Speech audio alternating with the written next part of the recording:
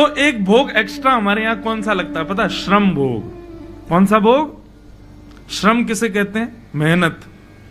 कौन सी मेहनत करें? कछु तो करें ना, पूरे दिन मंदिर में बैठे रहे, कहा मेहनत करें?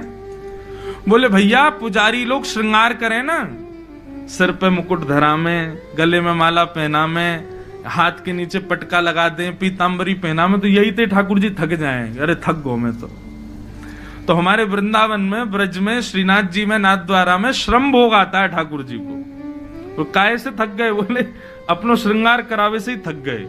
बताओ, कभी कभी तो विश्वास ही ना हो, इनने कंस मारो भी हो सच में कि अपने आप ही मर गो, श्रृंगार करावे में थक जाए। श्रम भोग। तो माधवदास जी बोले इतना भोग लगता है आपको, मैं आपको वृंदावन लेके जाऊंगा, रास्ता भर भोगी पवा तो जाऊंगा। ठाकुर जी बोले देखो हम हल्के तो हम हो जाएंगे, और रही बात भोग की, तो भाई वृंदावन जाने के लिए हम कुछ भी कर सकते हैं। श्रीमद् भागवत में केवल एक जगह ऐसा लिखा है कि सर्वकाल सुखावम। ठाकुर जी कहते हैं मुझे वृंदावन मिल जाए, फिर चाहे मुझे भोग मत लगाओ, मेरी आरती मत करो, मुझे नवाओ मत, मेरी सेवा मत करो, मुझे सब स्वीकार है, बस वृंदावन ले चलो। मुझे वृंदावन बहुत प्रिय है। जैसे कई लोग कहते हैं ना, बस हम वहां पहुंच जाएं, फिर चाहे कहीं रह लेंगे, कोने में जगह दे देना। ऐसा कई स्थानों के प्रति हमारा ऐसा भाव होता है। ऐसे ही ठाकुर जी का वृंदावन के प्रति भाव। भोग मत लगाओ चलेगा, स्नान मत कराओ चलेगा, श्रृंगार मत करो चलेगा, भूखे रह लेंगे लेकिन ले चलो वृंदावन। तो जगन्नाथ जी बोले हम हल्के हो जाएंगे, और रही बात भोग की तो हम भूखे रह लेंगे, व्रत कर लेंगे। वृंदावन जाने के लिए व्रत करना पड़े तो मंजूर है, लेकिन वृंदावन ले चलो। माधवदास जी बोले पूरी जगन्नाथपुरी मेरे पीछे भागेगी, ये पंडा पुजारी सब जान से मार देंगे अगर मैं आपको ले गया तो। अब ठाकुर जी यहीं बैठे रहो, बहुत भक्तों को विरह देते हो, 6 महीना आप भी विरह सहो अब। और 6 महीना का अवकाश दे करके माधवदास जी चले गए। जगन्नाथ जी की आंखों में मोटे मोटे अश्रुबिंद आ गए, मेरा माधव जा रहा है मुझे छोड़ के। जगन्नाथ जी को समझा रहे हैं माधवदास जी जैसे कोई बालक को समझाता है, अरे मैं आ जाऊंगा, रो मत आप, मैं अभी आ जाऊंगा। सोचो कैसी भक्ति माधवदास की। उसके मंदिर से निकलने पर श्री जगन्नाथ जी विरहातुर हो रहे हैं। एक बार हम ना दंडवती परिक्रमा लगा रहे थे गोवर्धन की, एक बार लग गई बस बहुत है, वो लगा ही ली बस हमने जैसे तैसे। वैसे ब्रजवासी इनको ज्यादा व्रत नियम करवे की आवश्यकता ना है, ब्रजवासी कर लें तो बहुत बड़ी मानो। ठाकुर जी भी देखें वाह ब्रजवासी दंडवती कर रहा है। तो एक बार हमने दंडवती करी, तो हमारी दंडवती प्रसिद्ध है, मैं कथा में कई बार बता चुका हूं, लेकिन माधवदास जी से थोड़ी मिली हुई बात है इसलिए बता रहा हूं। दंडवती लगाने में एक हिष्ट पुष्ट व्यक्ति को ज्यादा से ज्यादा 1 सप्ताह का समय लगेगा। 1 सप्ताह में दंडवती 21 किलोमीटर की हो जाती है, और ज्यादा शीघ्र भी नहीं करना चाहिए, तो 1 सप्ताह लगता है। लेकिन हमको लगे 16 दिन, और 16 दिन भी कैसे लगे। पहली दंडवती के 10 दिन के पड़ाव हमने पूरे किए दीपावली के पास। तो दीपावली पर 10 दिन हमको पूरे हुए, तो हम पहुंच गए थे जतिपुरा। और जतिपुरा पहुंचते ही महाराज घर वालों के फोन आए, बोले कि भैया अब दंडवती में ही रहोगे, दीपावली है घर आ जाओ। हमने कहीं बीच में परिक्रमा छोड़ के आ जाएं, तो बोले अरे ब्रजवासी को तो सब छूट है, आ जाओ। तो हमने कही गिरिराज बाबा अब हमारी कथाएं हैं और कुछ दिन के लिए घर जा रहे हैं, फिर कथाएं उससे जब अवकाश मिलेगा तब आएंगे बाकी पूरी करने। तो दंडवती 10 दिन की वहां पूरी करके हम चले गए। फिर उसके बाद हमको समय मिला होली के पास, तो होली के पास 6 दिन और लगाए। तो हुआ क्या कि वहां आज भी गोवर्धन में आपको पता होगा 3 महात्मा ऐसे हैं, वो 3 परिक्रमा रोज लगाते हैं, 21 किलोमीटर की 3 परिक्रमा रोज। तो जब हम दंडवती लगाते थे ना, तो वो बाबा, तीनों बाबा पीछे से आते, जानते थे, जैसे ही हमको देखते तो पीछे से प्रणाम कर लेते थे। मैंने बाबा आप प्रणाम मत करे, अरे नहीं नहीं ब्रजवासी हो, वक्ता हो, व्यास जी के पुत्र हो, कथा सुनाते हो, और आप दंडवती लगा रहे हो। आज तो गिरिराज जी भी आनंदित हो रहे होंगे, बताओ ब्रजवासी दंडवती लगा रहे हैं। तो उनसे बैठ के ऐसे संवाद होता था। अब 10 दिन लगावे के बाद हम तो चले गए कथा करने। 6 महीना बाद जब मैं अपनी बची हुई दंडवती पूरी करने आया तो बाबा ने पीछे से देखा, उनको लगा इन्होंने दूसरी दंडवती शुरू कर दी है। एक हो गई 6 महीना पहले, अब ये दूसरी दंडवती लगा रहे हैं। तो बाबा इतने भाव विभोर, धन्य धन्य, जय हो भैया गिरिराज बाबा, ब्रजवासीन की जय। यहाँ लोग एक बार दंडवती लगाएं तो 5 साल तक आते नहीं, आपने 6 महीना में दूसरी शुरू कर दी। मैंने बाबा पहली चल रही है अभी तो 10 दिन पूरे हुए हैं, 6 दिन अभी तो जतीपुरा पे छोड़ के चले गए 6 महीना पहले, अब बची हुई पूरी करने आए हैं। तो बाबा बोले अरे राम राम, फिर तो आप तो बिल्कुल ही वो बताओ 7 दिन में पूरी हो जाती है, आपकी 6 महीना ते भी अटकी पड़ी है, इतना समय क्यों लग रहा है? तो मन में एक भाव आया, मैंने कि देखो बाबा, कोई मेहमान घर पे आवे लेकिन वो मेहमान पूरे घर के लोगों को परेशान करे, सुबह चाय पिलाओ, नाश्ता कराओ, भोजन कराओ, ये खिलाओ वो खिलाओ, तो घर के लोग क्या करते हैं, एकांत में जब बैठते हैं बोले कब जाएगा ये, दिमाग खराब कर रखा है इसने, सुबह ये खिलाओ वो पिलाओ, कब जा ही नहीं रहा है, इसकी वापसी कब की है? बोले 5 दिन हो रहे हैं। अरे राम 5 दिन कैसे कटेंगे? मैंने कहा लेकिन कई मेहमान घर में ऐसे आ जाते हैं, मैंने कहा वो चाय की पत्ती भी खुद ही ले आते हैं, बच्चों को 500 रुपए रोज दे देते हैं, घर में रोज मिष्ठान आ रहा है, रोज घर के लोगों को खिलाने ले जा रहे हैं और पैसा खर्च खुद ही कर रहे हैं। तो ऐसे मेहमान के जाने का समय आता तो घर के लोग रोते हैं, भैया ये जा क्यों रहा है, 2-4 दिन और रुक जाए, अरे 5-6 दिन और रुक जाओ। कई बार तो इतने हम अधीन हो जाते हैं कि मेहमानों की टिकट तक कैंसिल करवा देते हैं, भैया तुम जाओ मत, तुम रुको, हमारे संग ही चलना। तो मैंने कि बाबा जो लोग 7 दिन में परिक्रमा करके चले जाए ना, गिरिराज बाबा उन्हें भगा दे, बोले अरे जल्दी जाओ तुम कर आगे भैया, तुमको खूब बल मिल जाए कि जल्दी तुम्हारी पूरी है जाए परिक्रमा। मैंने हम 6 महीना ते अटके पड़े हैं गिरिराज बाबा, रोज के नेक और रुक जाओ, एक दिन और रुक जाओ, नेक और हमारे पास रहो। मैंने कि हम प्यारे लग रहे हैं गिरिराज जी को, यहाँ हमारे 6 महीना से अटके पड़े हैं यहीं पे, जो जल्दी चले जाए समझो कि गिरिराज बाबा जल्दी भगा दिए। तो ये भाव सुन के बाबा इतने प्रसन्न हो गए, बोले अरे आपके भाव देखो।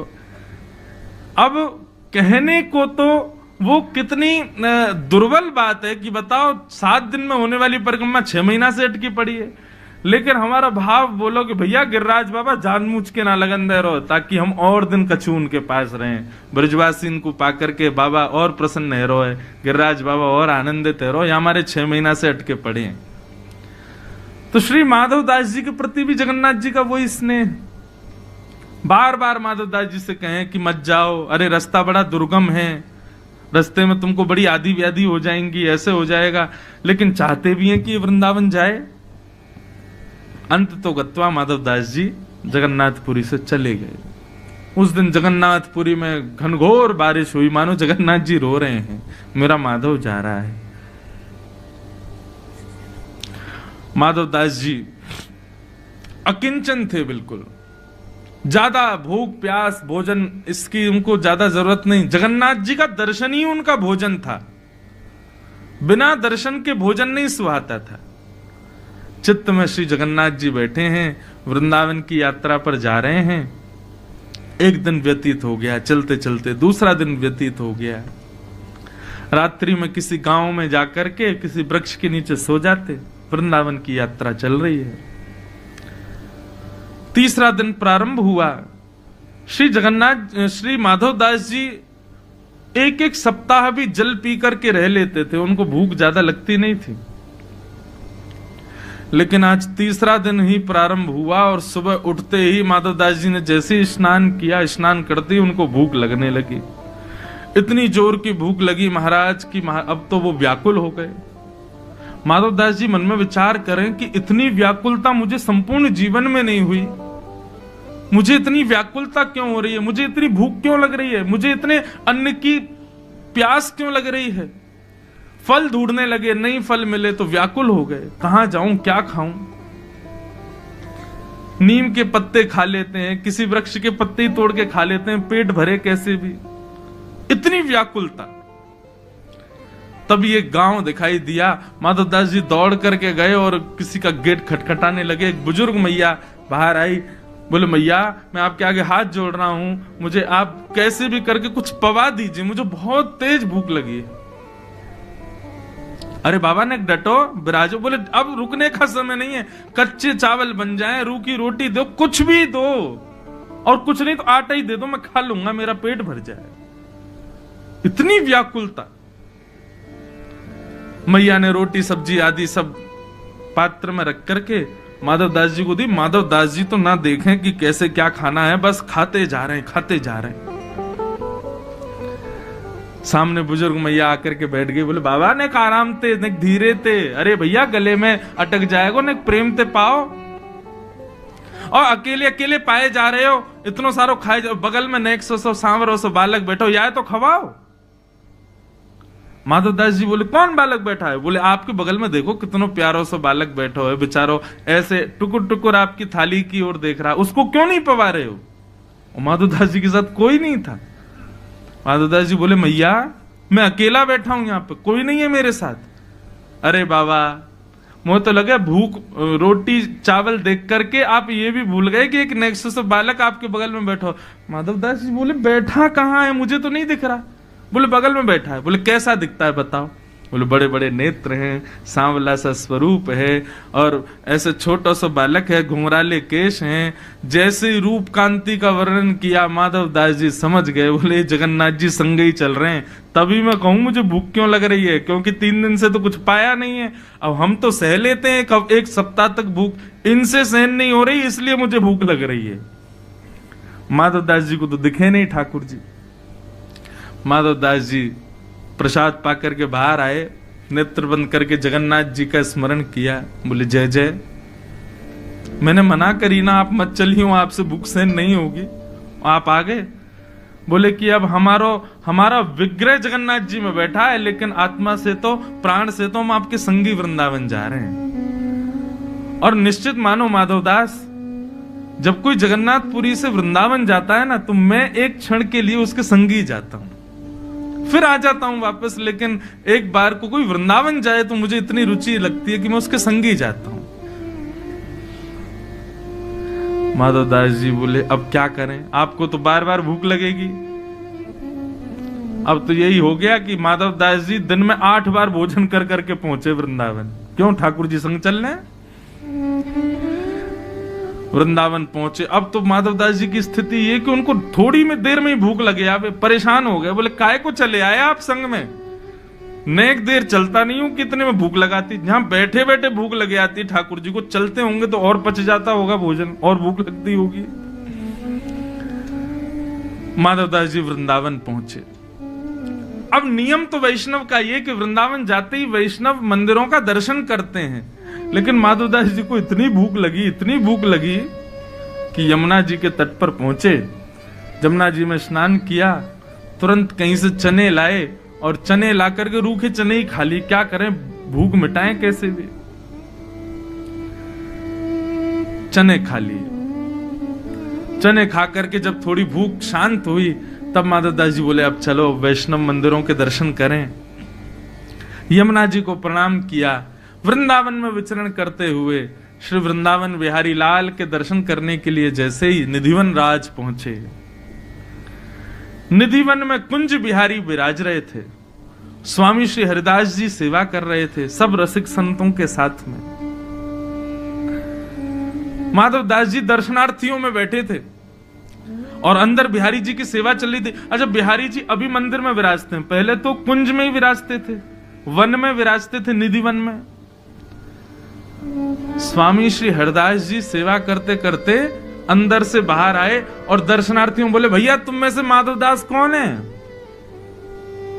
माधव दास जी बोले इनको मेरा नाम कैसे पता है? माधव दास जी बोले भैया हम हैं। बोले तुम जगन्नाथपुरी से आए हो?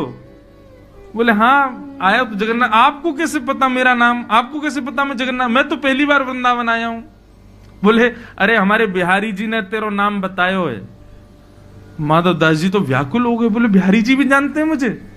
जगन्नाथ बिहारी जी में कोई अंतर थोड़ी, एक ही है। स्वामी श्री हरदास जी बोले इतको आओ। माधव दास जी उठ करके गए, स्वामी जी के पास में जाकर के बैठे। स्वामी जी से बोले बताइए ना बिहारी जी को मेरा नाम कैसे पता? उनको कैसे पता मैं जगन्नाथपुरी से आया हूं? तो बता एक ही तो है जगन्नाथ जी और वो। तो माधव दास जी बोले क्या बोला बिहारी जी ने? बोले बिहारी जी ने ये बोलो कि मैंने भोग रखो ठाकुर जी के आगे, और जैसे ही भोग रखो तो बिहारी जी ने मुंह फेर लिया, बोले भूख ना लग रही। मैंने क्यों, आप तो भोजन देख करके मचल जाते हो, आज कह रहे हो भूख ना लग रही। बोले अरे कहा करूं, माधवदास आया माने मुंह को रूखा चने खवा दिए, और रूखे चने खावे तो मेरो पूरा गलो सूख गयो, मेरो पेट भर गयो, रूखे चने ही मेरो पेट भर दियो आज वाने। माधवदास जी ने जैसे ही सुना कि मैं तो जमुना जी के किनारे बैठ के प्रसाद पा रहा था, चने पा रहा था, क्यों जगन्नाथ जी मेरे संग हैं, लेकिन मेरे पाने से ठाकुर जी तृप्त हो रहे हैं, ये बात सुनकर के माधवदास जी भाव विभोर हो गए। स्वामी जी बोले अब चल तो को बिहारी जी के दर्शन कराएं। जैसे ही कपाट खोले, एक क्षण को जगन्नाथ जी दिखे, दूसरे क्षण में बिहारी जी, फिर एक क्षण को जगन्नाथ जी, दूसरे क्षण में बिहारी जी। माधवदास जी आनंदित हो, दिनों दिन तक निधिवन राज में ही रोते रहे, बिलखते रहे, कितना प्रेम करते हैं श्री जगन्नाथ जी मुझसे। मैं पाता हूं तो पेट इनका भरता है, हम तृप्त होते हैं तो पेट इनका भरता है। जगन्नाथपुरी में तो ये बात सार्थक है कि महाप्रसाद का भोग जगन्नाथ जी के सन्मुख रखने के बाद सब वैष्णवों को दिया जाता है। इसलिए स्कंद पुराण में वेद व्यास जी कह रहे हैं एक तिनका भी झूठा मत छोड़ो। क्यों? क्योंकि आप नहीं पा रहे हो, आपके गर्भ में बैठ करके श्री जगन्नाथ जी पा रहे हैं महाप्रसाद को। आप तृप्त होगे तब जगन्नाथ जी तृप्त होंगे। कहीं आपने महाप्रसाद को अतृप्त होकर के स्वाद में कुछ इधर उधर जान करके आपने छोड़ दिया तो आप सोचना कि जगन्नाथ जी भूखे रहेंगे आपकी वजह से। इसलिए आकंठ होकर के पाओ। सब दौड़े दौड़े भगवान के पास गए, बोले कि यदुवंशियों को श्राप लगा है, नाथ रक्षा करो। तो भगवान ने थोड़ी देर तो विचार किया, थोड़ी देर सुनाई, तो सब यदुवंशी रोने लगे। बोले नाथ हम आपके वंशधर हैं। सब लोग विचार करते हैं कि भैया द्वारिकाधीश के वंशज हैं, इन पर किस प्रकार की कैसी आपत्ति विपत्ति। ठीक है, हम मानते हैं हम लोगों से अपराध हो गया, लेकिन नाथ आप स्वामी हो, हमारी रक्षा करो। तो द्वारिकाधीश बोले विचार करता हूं, रुको। थोड़ी देर विचार करने के बाद में भगवान बोले आ गया। बहुत सुंदर एक भाव समझ में आया है। यदुवंशी दौड़े दौड़े गए, बोले भगवान बताओ ना क्या करें, कैसे बचें श्राप से। तो द्वारिकाधीश बोले देखो हमारे इस सौराष्ट्र की भूमि में एक शंकर जी का मंदिर है और उनका नाम है सोमेश्वर महादेव श्री सोमनाथ। और सोमनाथ भगवान की कथा भगवान कृष्ण ने यदुवंशियों को सुनाई। यदुवंशी बोले कौन है सोमनाथ, इनका क्या प्रभाव है? बोले भैया दक्ष प्रजापति ने अपनी समस्त पुत्रियों का विवाह चंद्रमा के साथ में किया, लेकिन चंद्रमा सबसे ज्यादा प्रेम करता है रोहिणी नाम की पत्नी से, दक्ष की बेटी। बाकी की बेटियों को ज्यादा प्रेम नहीं करता, जिसकी वजह से बाकी की बेटियों ने जाके दक्ष से शिकायत कर दी। बोले चंद्रमा जो है रोहिणी को ज्यादा प्रेम करते हैं, हमसे नहीं करते। रोष में भर करके बिना सोच विचार किए दक्ष ने श्राप दे दिया, तुमको रूप का बहुत अभिमान है चंद्रमा, मैं तुमको श्राप देता हूं, तुम अपने रूप से विहीन हो जाओगे। चंद्रमा थोड़े घबराए, लेकिन फिर मुस्कुरा के बोले ससुर जी आपने श्राप तो हमको दे दिया कि हम रूप से विहीन हो जाएं धीरे धीरे, लेकिन इससे विधवा तो आपकी बेटियां ही हो जाएंगी। दक्ष प्रजापति बोले ये तो मैंने सोचा ही नहीं। केवल एक बेटी के प्रेम को देखकर के बाकी बेटियों ने आपसे शिकायत कर दी और आपने हमको रूप विहीन होने का श्राप दे दिया, परंतु इससे भला किसी का नहीं होगा, बल्कि आपकी सारी बेटियां विधवा हो जाएंगी जिस दिन मैं अदृश्य हो जाऊंगा। दक्ष प्रजापति बोले अब क्या करें, श्राप तो लग गया, अब तो कोई उपाय नहीं। तब इसी भूमि पर साक्षात चंद्रमा प्रकट हुए और उन्होंने महादेव की उपासना की, महादेव को प्रणाम किया। जब तप किया, समुद्र के किनारे खड़े होकर के धीरे धीरे उनका रूप कम होता जा रहा था।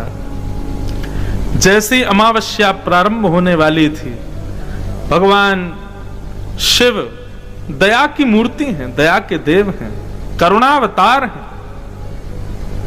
चंद्रमा के कष्ट को देख ना सके और देवादिदेव महादेव सोमनाथ बनकर के प्रकट हो गए। बोलो सोमनाथ महादेव की। सोम यानी चंद्रमा, उसके जो नाथ हैं, नाथ किसको कहते हैं? नाथ कहते हैं रक्षक को। नाथ शब्द का अर्थ होता है रक्षक। सोम यानी चंद्रमा के जो रक्षक हैं वो सोमनाथ।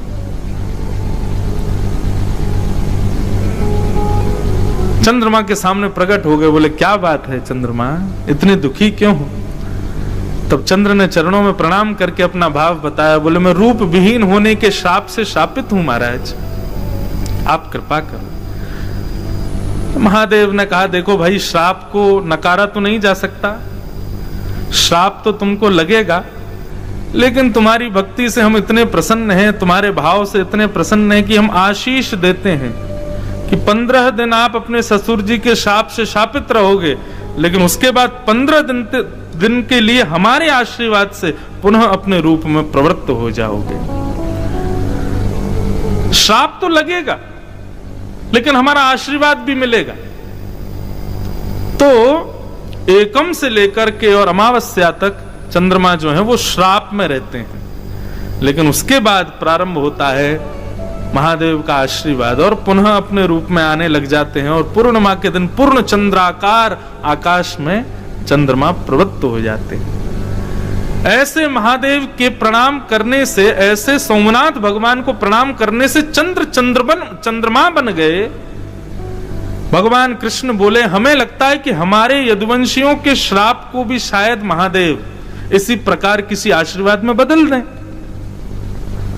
तो भैया आप सब लोग यही कीजिए, द्वारिका से एक बढ़िया नाव करते। अच्छा, अब जो द्वारिका हम लोग जिसका दर्शन करते हैं, इसका निर्माण विश्वकर्मा ने किया,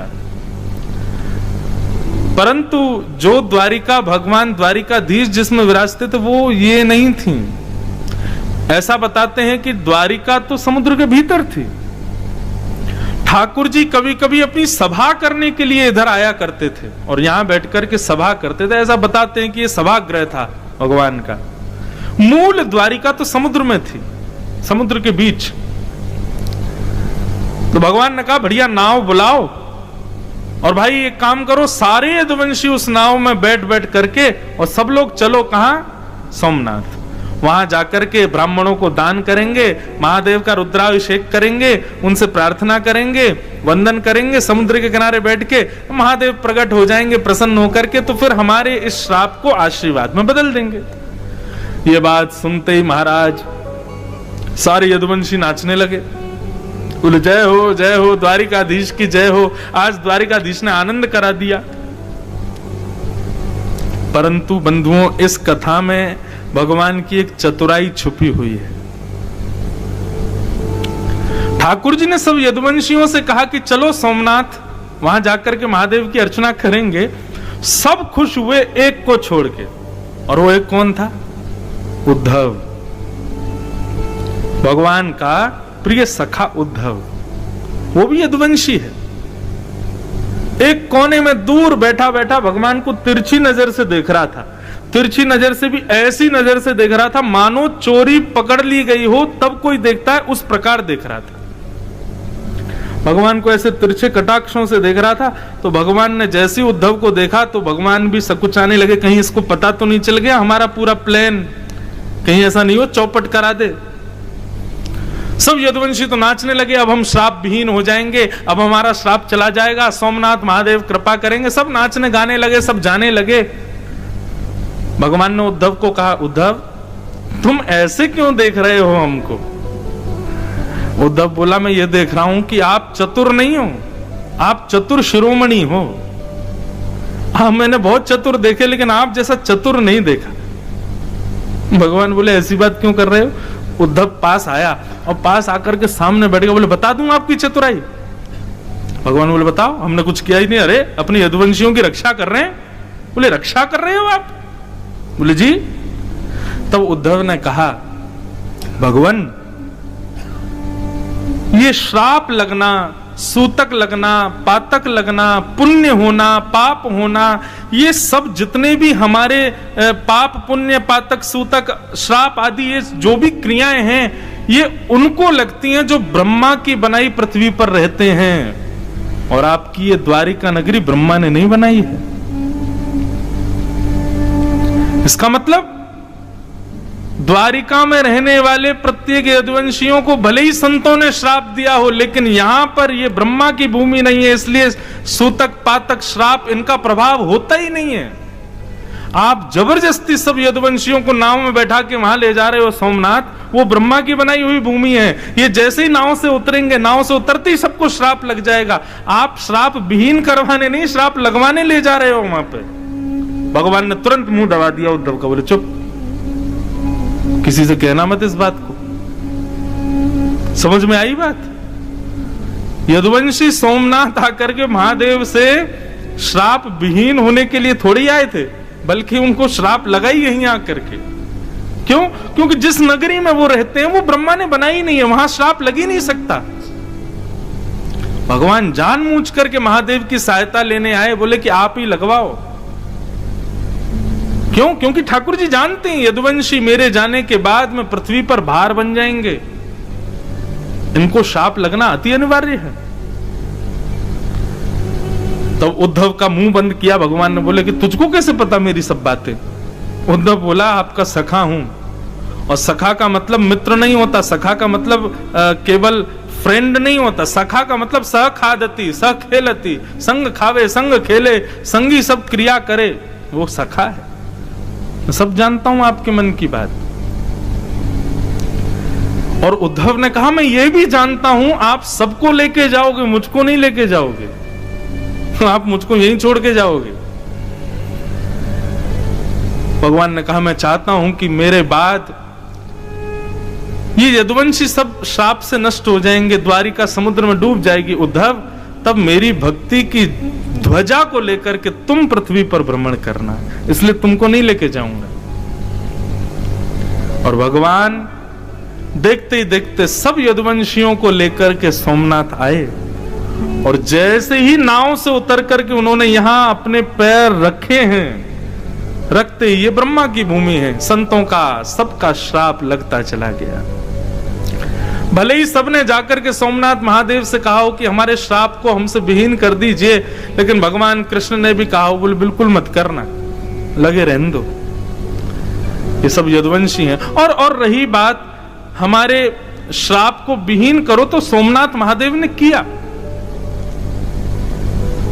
यहां आकर के वे सब वरदान मांगने आए थे कि हम सदा के लिए अजर अमर हो जाए, तो सोमनाथ महादेव ने ऐसा आशीर्वाद दिया, बोले देह अजर अमर नहीं होगा, लेकिन यदुवंशी और द्वारिकाधीश का नाम अजर अमर हो जाएगा, उनकी कीर्ति अजर अमर हो जाएगी। ऐसे महादेव के शरण में लाकर के हमारे द्वारिकाधीश ने यदुवंशियों को श्राप लगवाया। अच्छा एक बात और कहें, ये बड़ी गोपनीय कथा है, सब जगह कोई सुनाएगा भी नहीं और सुनने को मिलती भी नहीं। हमको भी किसी बहुत बड़े विद्वान ने बड़ी धीरे से सुनाई थी तो हमको मिल गई, तो आज सोमनाथ में आने का अवसर मिला तो हमने कही यहीं पर ये कथा का उद्घाटन किया जाए, इसको सुनाया जाए। तो ऐसे सोमनाथ हैं जो कि कृष्ण लीला के उपसंहार में सहायक बने। बंधुओं, दूसरी बात कहूं, हमसे जो भी अपराध बन जाते हैं भगवत सेवा में, भगवत प्रीति में, उन अपराधों से यदि विमुख होना है तो सोमनाथ जी का दर्शन जरूर करो। हमारे द्वारा बने हुए अपराध, उन अपराधों से मिलने वाले पापों से विमुक्त करते हैं श्री सोमनाथ जी, सोमेश्वर महादेव। और अभिषेक करें कि क्या सुनावें, क्या बोलें, कुछ नहीं, केवल दर्शन। दर्शन मात्र से आपके द्वारा बने हुए अपराध से आप विमुक्त हो जाओगे। ऐसी सोमनाथ भगवान के दर्शन की प्रधानता है। इसलिए भैया आपसे जो कोई भी अपराध बना हो, कभी भी ऐसा हो नहीं सकता किसी से कोई अपराध ना बनता हो, उन समस्त अपराधों को आज केंद्र में लीजिएगा और उन अपराधों को केंद्र में लेकर के फिर सोमेश्वर भगवान का दर्शन करना।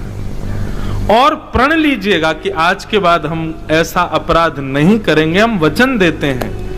इस भाव से आप जब सोमनाथ जी का दर्शन करोगे, आपके समस्त पापों को वो निवृत्त कर देंगे, समस्त अपराधों को वो क्षमा कर देंगे। ये सोमनाथ महादेव की अनुग्रह है, ये कृपा है, इसी के लिए वो विशेष रूप से यहाँ विराजमान है।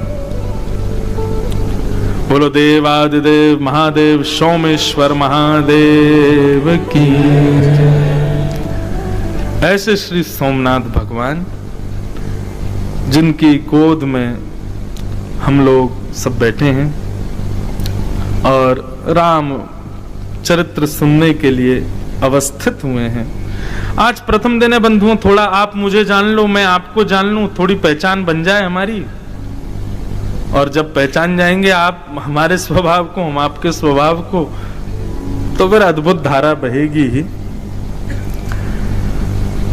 रही बात, एक कनेक्शन और है इस कथा का हमारे ब्रज से। क्या? हमारा जो वृंदावन धाम है और 84 कोस ब्रजमंडल का जो प्रमुख, एक प्रकार से कह दें तो राजधानी है, वो है मथुरा। और मथुरा जो है, उस मथुरा का निर्माण श्री राम कथा से ही हुआ है। हमारे मथुरा को किसने व्यवस्थित किया? मथुरा को किसने स्थापित किया? भगवान श्री राम के सबसे छोटे भ्राता श्री शत्रुघ्न लाल जी ने। और शत्रुघ्न जी का जब चरित्र आएगा तब मैं इस विषय को और विस्तार से सुनाऊंगा, कैसे राम जी ने उनको भेजा। और हमारे यहाँ की आपको जान के आश्चर्य होगा, पूरे विश्व में राम लीलाएं प्रसिद्ध हैं, लेकिन हमारे ब्रज जैसी रामलीला, रासलीला पूरे विश्व में कहीं नहीं होती। क्यों?